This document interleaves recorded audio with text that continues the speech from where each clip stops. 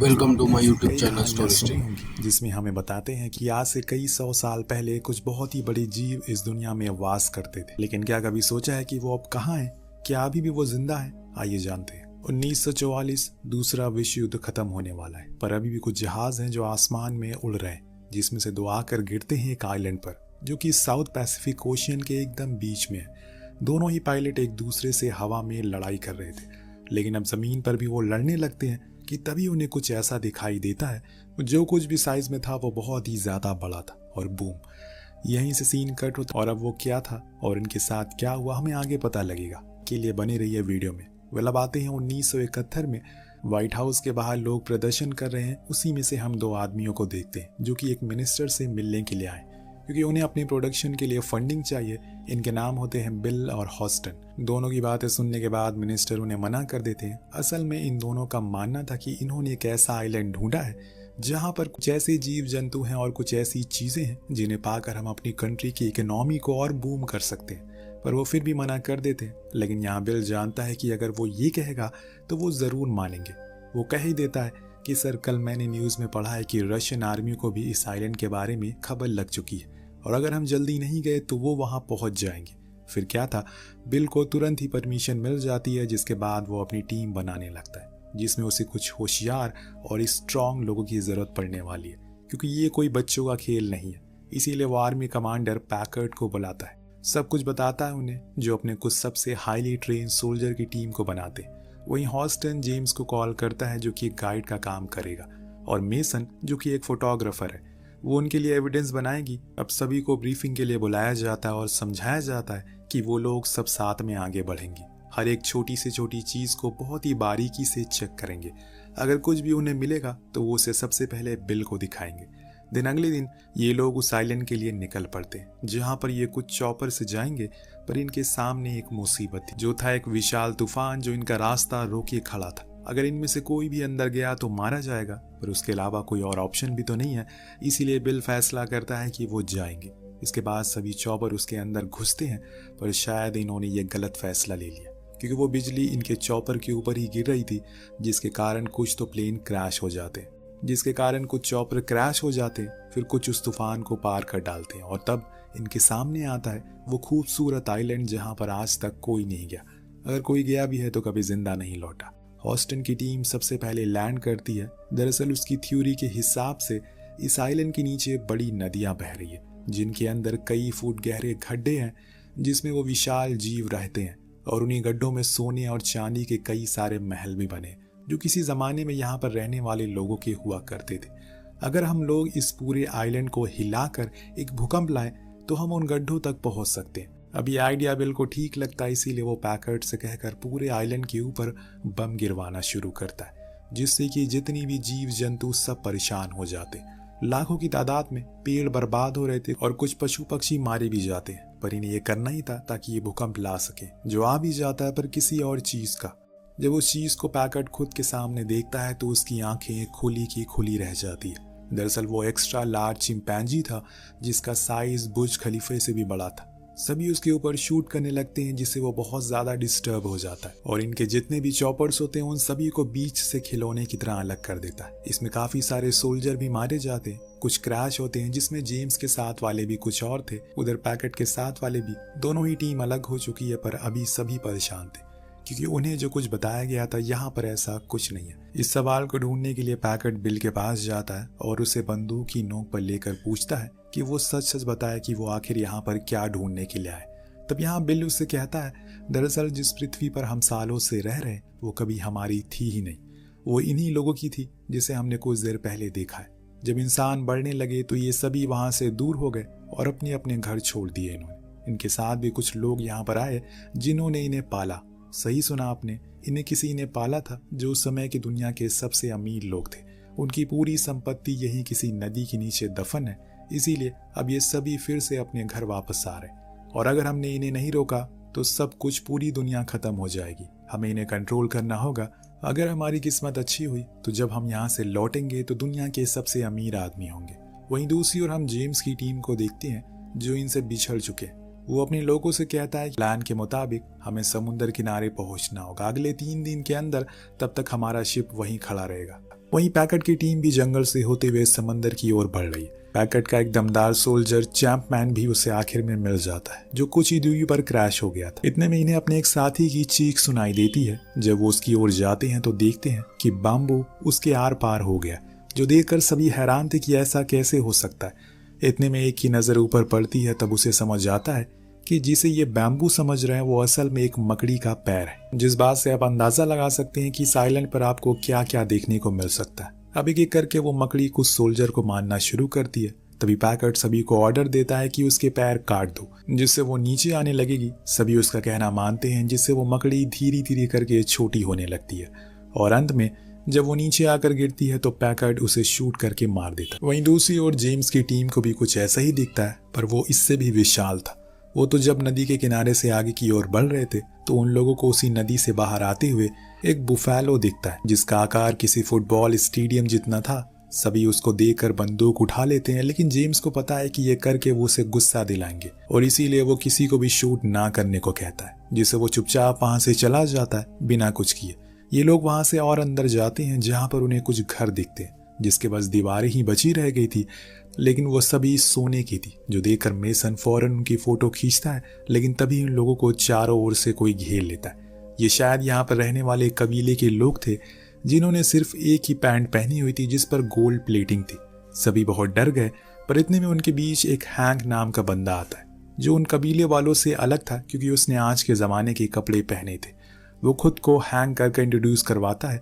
ये असल में वही अमेरिकन पायलट है जो आज से तकरीबन 28 साल पहले क्रैश हुआ था एक जापानीज पायलट के साथ। वो तो मर गया, लेकिन हैंक अभी भी जिंदा है और इन्हीं लोगों के साथ रहने लग गया। वो जेम्स की टीम को बताता है कि ये लोग तुम्हें कुछ नहीं करेंगे, तुम्हें डरने की जरूरत नहीं है।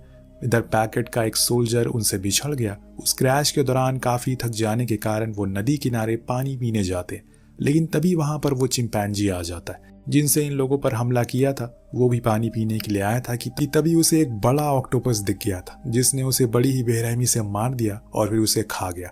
जो कुछ भी बच गया उसे पैक करके घर ले गया कल के लिए।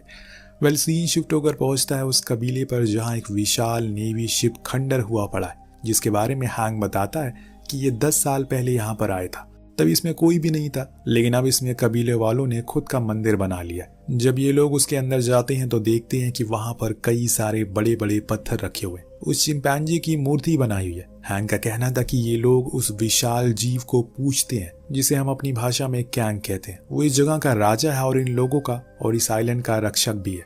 उसके बाजू में ही उन आदिवासियों ने एक और चीज की मूर्ति बनाई थी, जो कि है एक छिपकली, जो देखकर हैंक बताता है कि ये है इसका नाम है स्क्रोवॉलर, जो कि बहुत ही ज्यादा खतरनाक है इस पूरे आइलैंड पर। वो किसी को भी नहीं बख्शती। इसने ही मेरे दोस्त को भी मार दिया और कैंग के पूरे परिवार को भी इसने ही खत्म किया। वो अपनी पीढ़ी का आखिरी है। जब तुम लोगों ने यहाँ पर बम गिराया तो वो छिपकली फिर से बाहर आ गई, लेकिन कैंग ने उन सभी को मार दिया, वरना वो तुम सभी को खाकर खत्म कर देती। मेसन पूछती है कि अगर वो इतना ही अच्छा है तो हम पर हमला क्यों किया। तो वो बताता है कि अगर तुम्हारे घर पर कोई हमला करेगा तो तुम क्या करोगे। जो तुम करोगे उसने भी वही किया, अपनी हिफाजत। इतनी ही देर में बातें करने के बाद उन आदिवासियों ने एक भी शब्द नहीं कहा, जो देखकर जेम्स थोड़ी हैरानी में था कि ऐसा क्यों है। तो हैंक फिर से बताता है कि ये सभी ने सालों से मौन व्रत रखा है अपनी देवता की लंबी उम्र के लिए। यहाँ हैंक इन लोगों से पूछता है कि आखिर वो कहाँ जा रहे हैं और यहाँ किसके लिए आए। तो वो बताता है कि हम लोग यहाँ पर इन्हीं जीवों पर रिसर्च करने आए और हमारे सारे संसाधन क्रैश हो गए या फिर टूट गए, इसीलिए अब हम इस आइलैंड की ओर जा रहे हैं जहाँ हमारा शिप है, पर हमारे पास सिर्फ 3 दिन है। तो हैंक कहता है कि 3 दिन में तो वहां पहुंच पाना मुश्किल है, पर हाँ मेरे पास एक बोट है, अगर तुम उसको ठीक कर दो तो हम वहां पहुंच सकते हैं। लेकिन जब ये सभी उस बोट को देखते हैं तो वो कुछ ज्यादा ही खस्ता हालत में थी। उधर मेसन उन कबीले वालों की फोटोज को खींच रही थी। उन्होंने कैमरा जैसी चीज को पहली बार देखा था तो उनके लिए बहुत ही अजीब और नया था। इसी बीच मेसन को किसी की रोने की आवाज आती है। दरअसल वहां से कुछ ही दूरी पर एक चॉपर के नीचे बुफैलो का बच्चा फंसा हुआ था। हालांकि मेसन बहुत कोशिश करती है कि उसको निकाल सके, पर ऐसा हो नहीं पाता। लेकिन तभी कैंग आकर उसे फ्री कर देता और वहां से चुपचाप चला जाता है। लेकिन उसकी आंखों में गुस्सा था। तब मेसन को समझ आता है कि हैंक सही कह रहा है, हमने उसके घर को बर्बाद कर दिया। अब इधर जिस सोल्जर ने कैंग को पानी पीते हुए देखा था वो भागते हुए जंगल के अंदर गया, जहां वो अपने साथियों से बार बार जुड़ने की कोशिश करता। एक पेड़ की टहनी पर बैठकर, पर वो इस बात से अनजान था कि वो पेड़ नहीं बल्कि एक गिरगिट है जो उस पर हमला कर देती है। लेकिन तभी वहां वो खतरनाक छिपकली आती है जो दोनों को ही खाकर खत्म कर देती है। यानी कि वो बाहर आ चुकी है अब इनके लिए, और कैंग दोनों के लिए खतरा मंडरा रहा है। देखते हैं कि आगे क्या होता है। फिलहाल वहां पैकेट की टीम अब उस सोने की तलाश में है, क्योंकि बिल ने उन्हें ढेर सारा लालच जो दे दिया। उस सोने को पाने के लिए वो अब किसी भी हद तक गिर सकते, जो उन्होंने शुरुआत में दिखा भी दिया। सभी ने मिलकर उस बोट को बना लिया, यानी कि अब इन्हें यहाँ से अलविदा लेना होगा। हैंक काफी भावुक हो जाता है क्योंकि इन लोगों ने उसका बहुत ख्याल रखा, लेकिन अब उसके जाने का समय आ गया है, इसीलिए वो सभी को अलविदा कहता है। फिर आइलैंड की दूसरी दिशा की ओर आ जाता है, जो जगह सिर्फ खतरनाक जानवरों के लिए है। इसीलिए उन कबीले वालों ने बीच में बांध बनाया हुआ है ताकि कोई भी यहाँ तक ना आए। खैर ये लोग बोट से उन बेहतरीन नज़ारों का लुत्फ उठाते हुए आगे बढ़ रहे थे। इनका दूसरी टीम से कनेक्ट भी हो जाता है, और इसी बीच इतने में एक विशाल चमगादड़ इनके एक आदमी को उठा कर ले जाता है। आसमान में उसके शरीर के 4 टुकड़े करके बांट लेते। सभी ये मंजर देखकर हैरान थे, ज्यादा डर जाते। लेकिन अब इन्हें कुछ देर रुकना होगा क्योंकि इन्हें अब अपनी टीम से भी मिलना है, जो कि थोड़े अंदर जाने पर मिल जाती है। सभी बहुत खुश थे। साथ आकर अब ये डिसाइड करते हैं कि वो ईस्ट की ओर जाएंगे, लेकिन पैकेट को वेस्ट की ओर जाना था क्योंकि उसका एक साथी का चॉपर वहीं क्रैश हुआ। लेकिन हैंक उन्हें वहां जाने से मना करता है क्योंकि वो इलाका छिपकलियों का है। लेकिन पैकेट जेम्स से कहता है कि तुम्हारा काम हमें रास्ता दिखाना है, उन लोगों को ढूंढना है जो खो चुके हैं। इसीलिए जेम्स को उसकी बात माननी पड़ती है और वो सभी वेस्ट की ओर निकल जाते हैं, जहां पर उन्हें एक कंकालों की घाटी मिलती है, जिसके बारे में हैंक बताता है कि ये कैंग के परिवार का कब्रिस्तान है। इसे देखकर आप आइडिया लगा सकते हैं कि वो छिपकली कितनी खतरनाक है। इन्हें उसकी कब्रिस्तान में होकर गुजरना होता है, लेकिन इन लोगों को जरा भी अंदाजा नहीं है कि यहाँ पर क्या होने वाला है। कुछ ही देर के अंदर इनके ऊपर वो बड़ी वाली छिपकली हमला करती है, सभी को मारना शुरू करती है। वो मुसीबत कम थी कि वो चमगादड़ भी यहाँ आ चुके थे। अब सभी परेशान इधर उधर भागना शुरू करते हैं। मेसन जेम्स के साथ कवर लेकर छुप जाती है, तो वहीं पैकेट के लोग लगातार फायरिंग कर रहे थे। इतने में एक सोल्जर फायर फ्लेम से उस छिपकली की पूरी तरीके से जलाकर मार देता है, जिससे कि इनकी जान बच जाती है। लेकिन अब हैंक का कहना था कि उन्हें यहाँ से जल्दी बाहर जाना होगा क्योंकि ये इलाका सही नहीं है। लेकिन पैकेट अपने साथियों की मौत का बदला लिए बिना यहाँ से नहीं जाएगा। उसका कहना था कि वो जब तक कैंग को मार नहीं लेता वो चैन की सांस नहीं लेगा। ये सुनकर हैंक हंसने लगता है और कहता है कि क्या तुम पागल हो गए हो? कैंग यहाँ का राजा है, तुम्हारी कोई औकात नहीं है उसके सामने। अगर तुमने कुछ भी किया तो ये कबीले वाले तुम्हें चुन चुन कर मार डालेंगे। उनके लिए वो एक देवता है। पर पैकेट नहीं मानने वाला था। तब जेम्स उसके साथी की लॉकेट दिखाता है और कहता है कि ये उस छिपकली के पेट से हमें मिली, मतलब छिपकली ने उसे मारा है, ना कि कॉन्ग ने। इसमें उसकी कोई गलती नहीं है। लेकिन पैकेट को किसी भी हाल में उस चॉपर तक पहुंचना है। पर अब जेम्स उसके ऑर्डर नहीं मानता कि तुम्हें अगर वहां जाना है तो जा सकते हो, लेकिन मैं अब अपने लोगों के साथ ईस्ट की ओर जा रहा हूँ जहां हमारा शिप है, तुम सीधा वहीं आ जाना। अब दोनों टीम अलग अलग हो जाती हैं और अपने अपने रास्ते की ओर निकल पड़ती है। कुछ समय के बाद उन्हें वो चॉपर मिलता है जिसके अंदर असला बारूद था। वहीं दूसरी ओर मेसन और उसके लोग अभी भी आगे बढ़ रहे, लेकिन रात होने के कारण वो एक जगह पर रुक कर थोड़ा आराम करते हैं। तो जेम्स मेसन को लेकर एक चट्टान पर जाता है ताकि वहां से देख सके कि अभी वो कितनी दूर है। तभी वहां पर कैंग आता है जिसकी आंखों में आंसू थे, जिसको देखकर मेसन उसके चोटों को महसूस करती है और वो तकलीफ में है क्योंकि उन लोगों ने उसके घर पर हमला किया जिसमें कई सारे जानवर मारे गए। जेम्स को भी समझ आता है कि वो ऐसा नहीं है जैसा उन्होंने उसे समझा था, वो तो एक शांतिपूर्व किस्म का जीव है। तभी जंगलों में धमाके होने लगते हैं जो कि पैकेट की टीम कर रही थी क्योंकि वो लोग अपना बदला लेना चाहते हैं। उन्होंने कैंग के लिए जाल भी बिछाया हुआ जिसके अंदर जाते ही वो और धमाके करते, जिसमें कैंग पूरी तरह से जल जाता और बेहोश हो जाता कि यही सही मौका है, उसको बम से उड़ा दो। पर जेम्स ऐसा होने नहीं देगा, इसीलिए वहां आकर उन सभी को रुकने को कहता है। लेकिन पैकेट अपने लोगों को ऑर्डर देता है, इन्हें खत्म कर दो। अब उसके लोग भी समझ गए हैं कि वो गलत कर रहा है, उनका दुश्मन तो वो छिपकली है ना कि कैंग। तभी पानी से एक विशाल छिपकली बाहर आती है। वो पैकेट पर हमला करने वाली थी जिसके हाथ में रिमोट था, जिससे वो कैंग को मारने वाला था। लेकिन उसी बीच कैंग उठ जाता है और उसे पकड़ लेता है, जिससे पैकेट की जान बच जाती है और दोनों के बीच में घमासान युद्ध छिड़ जाता है। इसी दौरान ये लोग बोट के पास भागने लगते हैं। अब उजाला भी हो चुका है, लेकिन वो छिपकली अब इनके पीछे पड़ चुकी है। लेकिन एक बार फिर से कैंग वहां आ जाता है। वही मेसन चट्टान पर चढ़कर फ्लेयर चला देती ताकि अगर उसके शिप यहीं कहीं आसपास हो तो वो लोग उसे देख ले।